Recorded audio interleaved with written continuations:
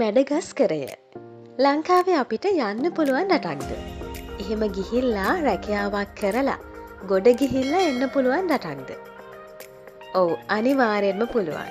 ඒ විදියට මැඩගස්කරේ රැකියා කරන ජීවත් වන ශ්‍රී ලාංකිකයන් බොහෝ දෙනෙක් ඉන්නවා. ඉතින් අද වීඩියෝවෙන් අපි කතා කරමු ඒ ගැන. මොකක්ද මේ රට? මේ රටේ රැකියා අවස්ථා මොනවාද? මේ රටට යන්නේ කොහොමද? මේ ගැන ඔබට විස්තරයක් ගෙන එන්න මං සූදානම්. මේ හැමදේම දැනගන්න වීඩියෝව අවසාන වෙනකන් මාත් එක්කම ඉන්න. ඒ වගේම මතක් කරනවා මගේ channel එක subscribe කරන්නත් අමතක කරන්න එපා.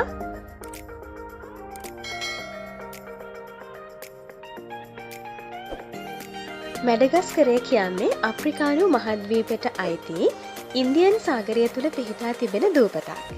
මෙහි විශාලත්වය වන්නේ වර්ග කිලෝමීටර් 5,92,796ක්. ජනගහනය 2024 වෙනකොට මිලියන 32කට ආසන්න අගයක් ගන්නවා. මෙහි ප්‍රධාන භාෂාව වන්නේ මලගාසි සහ ප්‍රංශ යන භාෂා. අතීතයේ ප්‍රංශ යටත් විජිතයක්ව පැවතීම මෙහි ප්‍රංශ භාෂාව භාවිතයට හේතු වී තිබෙනවා. මෙහි ප්‍රධාන ආගම වන්නේ ක්‍රිස්තියානි ආගම. 85%ක පමණ පිරිසක් ක්‍රිස්තු ධර්මය අදහනවා. මේ රටේ අගනුවර සහ විශාලතම නගරය වන්නේ අන්ටනානාරිබෝ. ඒ වගේම මැඩගස්කරය කියන්නේ ලොව ජෛව විවිධත්වයෙන් ඉහළින්ම සිටින රටක්. ඒ වගේම මෙහි ස්වාභාවික සම්පත්ද බහුලයි. නමුත් ඔබ දැනටමත් දන්නවා ඇති මැඩගස්කරය කියන්නේ දුප්පත් රටක්. මෙහි ඒක පුද්ගල ආදායම වන්නේ ඇමරිකානු ඩොලර් 594ක්. ඉතින් මේ තරම් ස්වාභාවික සම්පත් තිබෙන කෘෂි කර්මාන්තය ඉහළින් සිදුවන මේ රට ඇයි මේ තරම් දුප්පත් වන්නේ? ඉතින් ඒ සඳහා හේතුව තමයි මේ රටේ එදා සිට අද දක්වාම පැවතෙන දූෂිත පාලනය, නාස්තිය සහ උසස් ආකල්පවලින් හෙබි ජන කොට්ටාශවල හිඟය. ඒ හේතුන් නිසා අදටත් මේ රට අන්ත දුප්පත් රටක්ව පවතිනවා. ඒක පුද්ගල ආදායම අවමවීම, වැඩිවන ජනසංඛ්‍යාව, ඔවුන්ට අවශ්‍ය යටිතල පහසුකම්, සෞඛ්‍ය, අධ්‍යාපනය ආදී දේ ලබා දීමට ඇති නොහැකියාව නිසා මේ රට තවමත් නොදියුණු රටක්. ඉතින් දැන් අපි බැලිය යුතු දේ තමයි එවැනි රටකින් අපට රැකියා අවස්ථා ලබාගත හැකිද? එසේත් නැතිනම් එවැනි රටක රැකියා තිබෙනවාද? මේ ගැන අපි දැන් සොයා බලමු.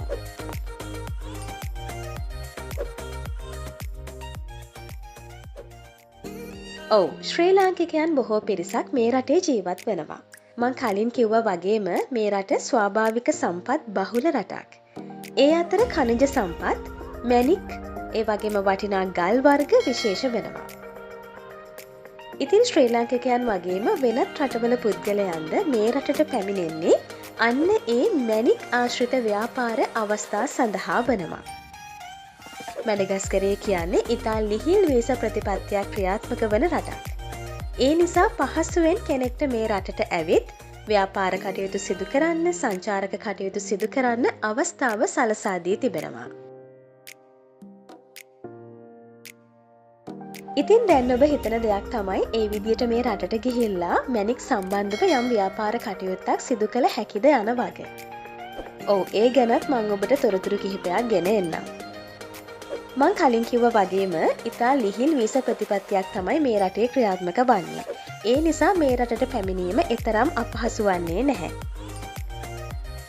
ඔබ ශ්‍රී ලංකා මුදලින් රුපියල් ලක්ෂ 3ක් පමණ ගෙවලා ටිකට් පතක් රැගෙන මේ රටට පැමිණිය හැකියි.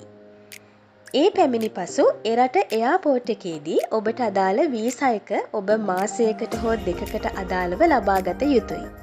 ඒ සඳහා ඔබ ඒ අදාළ මුදල ගෙවිය යුතු වනවා. ඔබ මාස දෙකකට වඩා වැඩි කාලයක් ඉන්නවා නම් බිස්නස් වීසා එකක් තමයි ඔබ ලබාගත යුත්තේ. ඒ සඳහා ඔබ ශ්‍රී ලංකා මුදලින් රුපියල් ලක්ෂ 2ක පමණ මුදලක් ගෙවිය යුතුයි.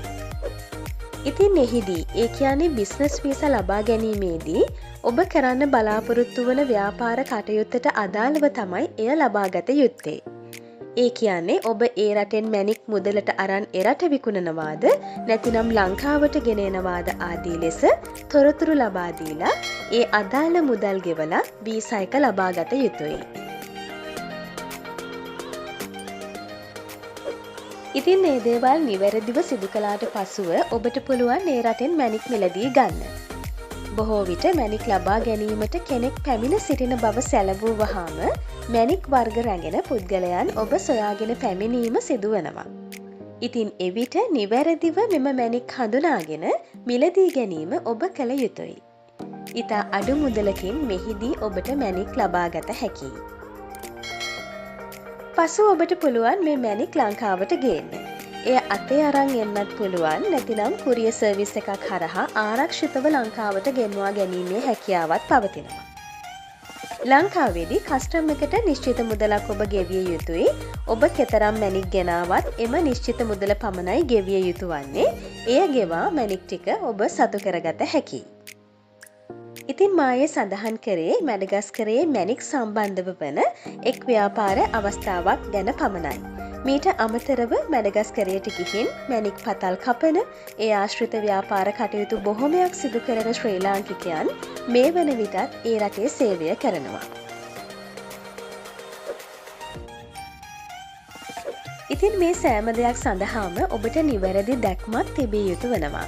හැමෝම කරන්නන් වාලේ නොකර බුද්ධියෙන් සිතා බලා හැම වෙලාවකම නීත්‍යානුකූල ලෙස කටයුතු කළොත් ඔබට ලොව කුමන රටකින් වුවත් ජීවිතේ ජය ගැනීම එතරම් අපහසුවක් වන්නේ නැහැ. අපි තවත් වටිනා වීඩියෝවකින් නැවත හමුවෙමු. ඔබට සුබ දවසක්.